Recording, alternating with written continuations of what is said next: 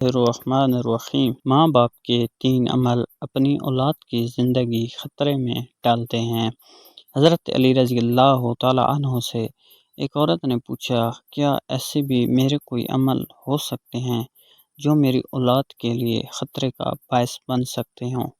تو حضرت علی رضی اللہ تعالیٰ عنہ نے فرمایا کہ ماں باپ کے 3 ایسے کام جو کہ اولاد کو موت کے منہ تک لے جاتے ہیں۔ وہ 3 عمل یہ ہیں۔ بسم اللہ الرحمن الرحیم۔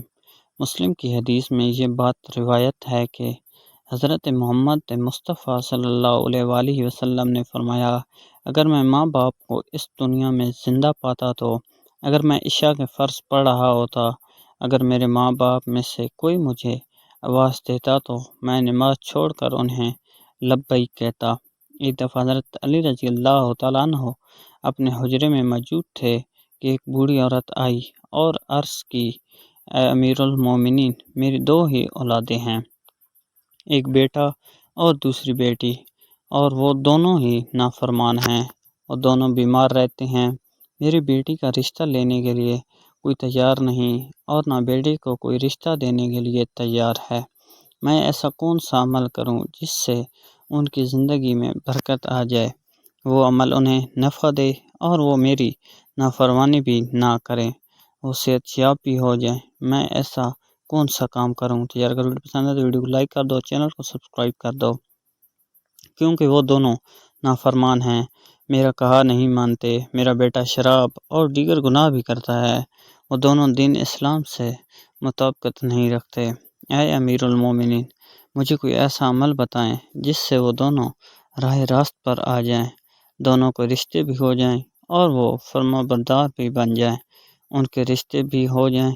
تو حضرت علی رضی اللہ تعالیٰ عنہ نے اس عورت سے فرمایا کہ ماں باپ کے 5 ایسے گناہ جن کی سزا اولاد کو بھی ملتی ہے، وہ 5 عمل ایسے ہیں جس سے اولاد کا تعلق جڑ جاتا ہے۔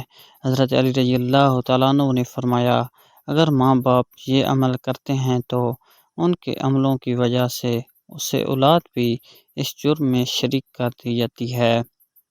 اس خاتون نے پوچھا، وہ 5 عمل کون سے ہیں؟ تو حضرت علی رضی اللہ تعالیٰ عنہ نے فرمایا، وہ 5 عمل یہ ہیں۔ نمبر 1، جس گھر میں والدین قرآن مجید کو سمجھنے کے باوجود اس کی تلاوت نہ کریں تو ایسے والدین تو اللہ کے عذاب کے مستحق ہوتے ہی ہیں، لیکن ان کی سزا ان کی اولاد کو بھی ملتی ہے، ایسے والدین کی اولاد نافرمان بے حیا ہو جاتی ہے۔ آپ اپنے گھروں میں دیکھیں کہ قرآن مجید جو کہ اللہ تعالیٰ کی آخری کتاب ہے اور محمد مصطفیٰ صلی اللہ علیہ وآلہ وسلم پر نازل ہوئی، جو کہ قیامت تک کے مسلمانوں کے لیے ہدایت کا منبع ہے، لیکن افسوس ہے کہ ہم صرف رمضان میں قرآن کو پڑھتے ہیں، یا پھر جب کوئی خودکی ہو جائے قرآن مجید ہمارے گھروں میں موجود ہوتا ہے اور اس پر دھول جم جاتی ہے، مگر ہم اسے کھول کر پڑھنے کی کوشش بھی نہیں کرتے۔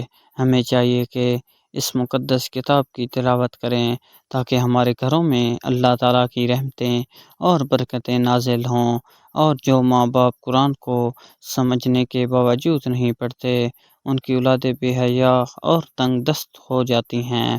اس کے بعد نمبر 2، امیر المومنین حضرت علی رضی اللہ تعالیٰ عنہ نے فرمایا، جس گھر میں ماں باپ روزانہ لڑتے ہیں، وہ ایک دوسرے کو گالیاں دیتے ہیں، جہاں گالیاں دی جائیں وہاں شیطان ہی ڈیرے ڈالتے ہیں، فرشتے نہیں، اور شیطان ان کو ہر وقت بھڑکاتے رہتے ہیں۔ آپ خود سوچیں کہ جس گھر میں ہر وقت شیطان کا بسیرا ہو، فرشتے وہاں نہ آئیں، تو ایسے گھر تو جہنم ہی ہوگا، کیونکہ فرشتے تو یہودیوں اور مشرکوں کے گھروں میں نہیں آتے۔ حضور نبی کریم صلی اللہ علیہ وآلہ وسلم کا فرمان ہے کہ ایک دوسرے کو گالیاں دینا اسلام میں حرام ہے۔ والدین کو دیکھ کر اولاد جوان ہوتی ہے، جیسا طرز عمل والدین کا ہوگا اولاد بھی ویسی ہی ہوگی۔ بچوں نے ساری عمر اپنے والدین کو لڑائی جھگڑا کرتے کر دیکھا تو ایسی اولاد سے والدین کیسے توقع رکھ سکتے ہیں کہ ان کی اولاد فرما بردار ہوگی؟ اس لیے حضرت علی رضی اللہ تعالیٰ عنہ نے فرمایا کہ ماں باپ کو چاہیے کہ دین اسلام میں بات چیت کے جو طریقے بتائے گئے ہیں ان پر عمل کریں تاکہ ان کی اولادوں کی تربیت درست طریقے سے ہو سکے۔ اسی طرح آپ کی اولادیں نافرمان اور بے حیا نہیں ہوں گی۔ اس طرح آپ کی اولادیں نافرمان اور بے حیا نہیں ہوں گی۔ اپنے گھروں میں نیکی کی باتیں پھیلائیں، اپنی اولادوں کو نیکی کا درس دیں۔ اپنے بیٹیوں کو حضرت فاطمہ الزہرا رضی اللہ تعالیٰ عنہا اور حضرت عائشہ صدیقہ رضی اللہ تعالیٰ عنہا کے واقعات بتایا کریں، ان کے طرز زندگی کے متعلق بتایا کریں تاکہ ہماری بیٹیاں باحیا، بے پردہ دار ہوں۔ نمبر 3، مولا علی شیر خدا رضی اللہ تعالیٰ عنہ فرماتے ہیں کہ ماں باپ کی بے پردگی کی وجہ سے ان کی اولادوں پر بیماری کا حملہ ہو جاتا ہے۔ حدیث سے صحیح بخاری میں حضرت ابو ہریرہ رضی اللہ تعالیٰ عنہ سے روایت ہے کہ نبی کریم صلی اللہ علیہ وآلہ وسلم نے فرمایا کہ پردہ عورت پر جنت واجب ہے، جبکہ بے پردہ عورت پر جہنم واجب ہے۔ جس گھر میں بے حیائی اور بے پردگی ہوتی ہے تو اللہ کے فرشتے ایسے گھروں میں رہنے والوں کے لیے بد دعائیں کرتے ہیں اور شیطان ایسے گھروں کو اپنا بسیرا بنا لیتے ہیں۔ تو یہ اگر ویڈیو پسند آئے تو ویڈیو کے نیچے ایک پیارا سا کمنٹ کر دو۔ جہاں بے پردگی عام ہو اس کے گھر کی اولادیں بے حیا، نافرمان اور غلط کاموں کا شکار ہو جاتی ہیں۔ یہی نہیں بلکہ پریشانیاں اور مصیبتیں ایسی اولاد کا مقدر بن جاتی ہیں۔ یہ ان کے والدین کی بے پردگی کی وجہ سے ہوتا ہے۔ جس گھر میں بے حیائی ہوتی ہے وہاں اللہ کی برکت اور رحمت نہیں ہوتی۔ ایسے ماں باپ کی اولادیں فتنوں اور بلاؤں سے محفوظ نہیں رہ سکیں گی، کیونکہ اللہ کے فرشتے جو کہ فتنوں کو روکتے ہیں وہ تو اس گھر سے چلے جاتے ہیں۔ ایسی اولاد ماں باپ کی نافرمانی کرتی ہے اور وہ ہمیشہ پریشانی میں مبتلا رہتی ہے۔ ماں باپ کو چاہیے کہ وہ پردے کا خاص خیال رکھیں تاکہ ان کی اولاد بھی ان کی پیروی کرے۔ آپ یہ مشاہدہ کیا ہوگا کہ آپ کے ارد گرد جو ماں باپ پردے کا خیال نہیں رکھتے تو ان کی باتیں زبان زد اور عام ہوتی ہیں۔ اکثر عورتیں یہ کہتی ہوئی ہمیں دکھائی دیتی ہیں کہ پردہ اور دل کا ہونا چاہیے، تو ایسی عورتوں کو اللہ کے غضب سے ڈرنا چاہیے کہ کیا ان کا دل حضرت فاطمہ الزہرا رضی اللہ تعالیٰ عنہا اور حضرت عائشہ رضی اللہ تعالیٰ عنہا کے دل سے زیادہ پاک ہے۔ اگر ان کے لیے پردے کا حکم تھا تو آج کی خواتین اپنے آپ کو کس جگہ پر دیکھتی ہیں؟ ناظرین، اپنی بیٹیوں کو حضرت فاطمہ الزہرا رضی اللہ تعالیٰ عنہا کے واقعات بتائیں اور انہیں بتائیں کہ ان کی رول ماڈل کون ہونی چاہیے۔ آپ کو حضرت فاطمہ الزہرا رضی اللہ تعالیٰ عنہا کا ایک واقعہ سناتے ہیں۔ شادی کے بعد نبی کریم صلی اللہ علیہ وآلہ وسلم حضرت فاطمہ کو لے کر جا رہے تھے کہ رستے میں ایک نبینہ صحابی بیٹھے ہوئے تھے۔ آپ چہرے کو ڈھانپ لیا۔ آپ رضی اللہ تعالیٰ عنہ نے چہرے کو ڈھانپ لیا۔ نبی کریم صلی اللہ علیہ وآلہ وسلم نے کہا، بیٹی فاطمہ، کیا یہ صحابی تو نبینہ ہے، آپ نے کیوں چہرہ ڈھانپ لیا؟ تو حضرت فاطمہ رضی اللہ تعالیٰ عنہ نے کہا کہ بابا جان، مجھے غیر محرم سے پردے کا حکم دیا گیا ہے، نہ کہ جن کو نظر آتا ہے۔ ناظرین، یہودیوں کی چال ہے کہ جدت کے نام پر دل عیائی کو مسلم معاشرے کے اندر پروان چڑھانا، لہٰذا اس دور میں جتنا ہو سکے اپنی اولاد کو صحابہ کرام اور اہل بیت کی زندگیوں کے متعلق بتائیں۔ اس کے بعد نمبر 4، حضرت علی رضی اللہ تعالیٰ عنہ نے فرمایا، والدین جو کہ کسی دوسرے کی اولاد کے بارے میں برا سوچتے ہیں انہیں دیکھنا چاہیے کہ اگر وہ دوسرے کی اولاد کے بارے میں برا سوچیں گے تو ان کی اولاد بھی اس برے عمل سے بچ نہیں پائے گی۔ اللہ تعالیٰ ان کی اولادوں کے لیے برا کرتا ہے کیونکہ اللہ تعالیٰ بڑا رحمان اور رحیم ذات ہے۔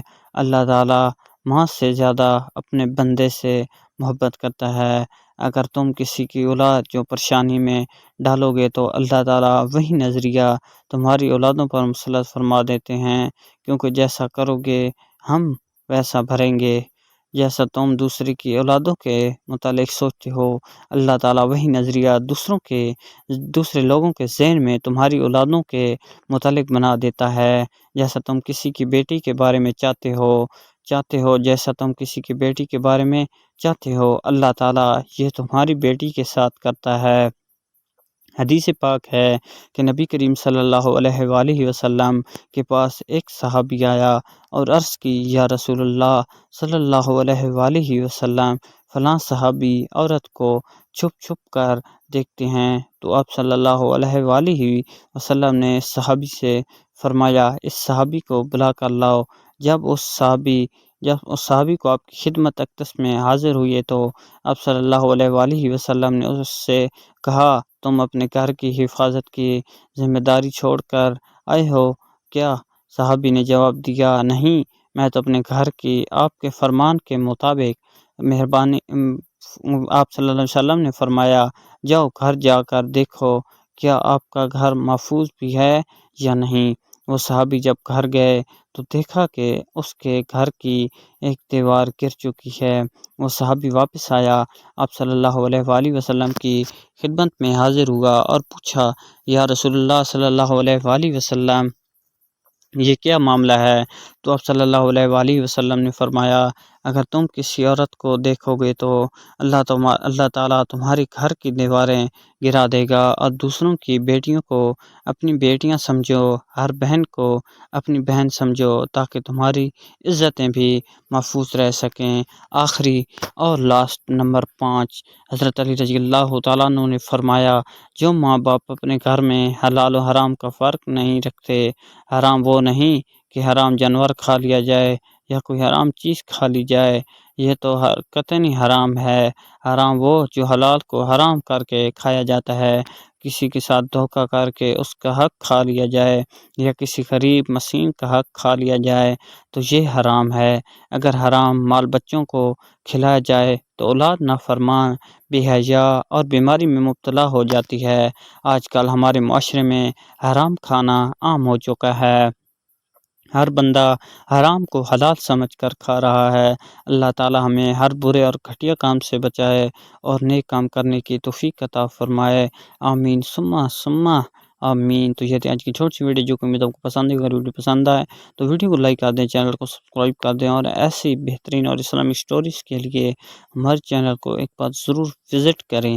تو تب تک کے لیے آپ سے اجازت چاہتے ہیں، اللہ حافظ۔